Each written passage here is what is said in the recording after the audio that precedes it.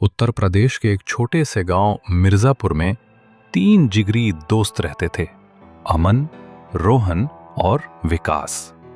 तीनों हमेशा साथ रहते थे। गर्मी की छुट्टियों में उन्होंने फैसला किया कि इस बार कुछ अलग करेंगे। इसलिए उन्होंने मुंबई जाने का प्लान बनाया। मुंबई घूमने के साथ साथ उन्होंने शहर के सबसे बड़े जंगल अरेरी जंगल में एक दिन की पिकनिक का प्लान बनाया। वीडियो में आगे बढ़ने से पहले आप लोगों से एक रिक्वेस्ट है, प्लीज़ मेरे इस न्यू चैनल को सब्सक्राइब करें जिससे मेरी आने वाली वीडियो सबसे पहले आप तक पहुंचे। धन्यवाद। लेकिन गांव वालों ने मना किया। कहा, मुंबई के बाहर का जंगल शापित है, वहां पहले भी लोग गायब हुए हैं। लेकिन तीनों का कहना यह था, लोग छोटी सी बात को बड़ा बना देते हैं। सच बात तो यही है, भूत ऊत कुछ भी नहीं होता, यह एक फालतू की बात है। तीनों दोस्त ने पैसे मिलाकर एक भाड़े की गाड़ी ली और वहां से निकल दिए। तीनों दोस्त मुंबई घूमने के लिए बहुत ही ज्यादा एक्साइटेड थे। प्यारे से मुंबई, जो हमारे प्यारे देश का प्यारा सा राज्य है और जिसे लोग अमीरों का शहर भी कहते हैं। 3 दिन के सफर के बाद आखिरकार तीनों दोस्त मुंबई पहुंच गए और उन्होंने पहले से ही एक होटल बुक कर दिया था और वह 2 दिन तक मुंबई के शहरों में घूमते रहे। 2 दिन के बाद वे लोग जंगल की ओर रवाना हो गए। जंगल में पहुंचने के बाद जंगल में हरियाली, पक्षियों की आवाजें, दूर दूर तक फैले पेड़, सब कुछ बहुत सुंदर लग रहा था। वे हंसते खेलते जंगल के और अंदर घुसते गए।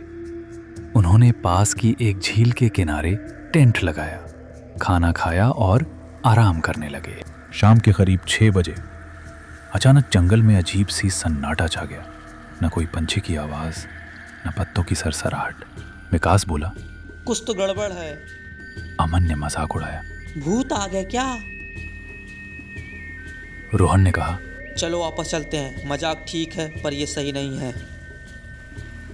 लेकिन बहुत देर हो चुकी थी। रात 9 बजे जब अंधेरा पूरी तरह छा चुका था, तीनों अपने टेंट में थे। विकास को किसी ने टेंट के बाहर से पुकारा, विकास, विकास। आवाज बिल्कुल उसकी मां जैसी थी। विकास डरते डरते बाहर निकला, लेकिन सामने वही चुड़ैल औरत खड़ी थी जो देखने में बहुत खतरनाक लग रही थी। आंखें काली गहराई जैसी। और अचानक उसने चीख मारी। रोहन और अमन दौड़े बाहर, लेकिन विकास वहां नहीं था। केवल उसका जूता और खून पड़ा था। अब डर अपने चरम पर था।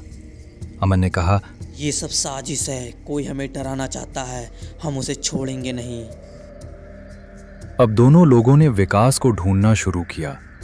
तभी अमन को किसी की परछाई दिखी। उसने चाकू लेकर पीछा किया। कौन है? सामने आ! वो परछाई अचानक गायब हो गई और पेड़ों के पीछे से वही औरत निकली। इस बार उसने अमन को भी मार डाला। अब जंगल में अकेला था रोहन। उसे समझ आ गया था कि ये कोई आम आत्मा नहीं है। वो मंदिर ढूंढने निकला जो जंगल के अंदर ही कहीं बताया जाता था। चलते चलते उसे एक पुराना साधु मिला जिसने कहा वो आत्मा संजना की है, जिसे 40 साल पहले इसी जंगल में कुछ शहर के लड़कों ने मार दिया था।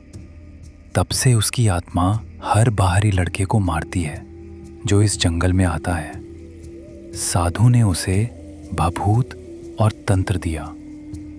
अगर तुझे बचना है तो आत्मा का अंत करना होगा, नहीं तो तेरा अंत भी तय है। रोहन ने उस आत्मा को दोबारा झील के पास बुलाया और तंत्र से उसकी शक्ति को तोड़ने की कोशिश की। जैसे ही संजना आत्मा प्रकट हुई और काले बादल घेर आए, लेकिन रोहन ने हिम्मत नहीं हारी। उसने मंत्रों का उच्चारण किया, ओम ह्रीं क्लीं चामुंडाए विच्चे। आत्मा जोर जोर से चीखने लगी और अंततः आग की लपटों में जलकर राख हो गई।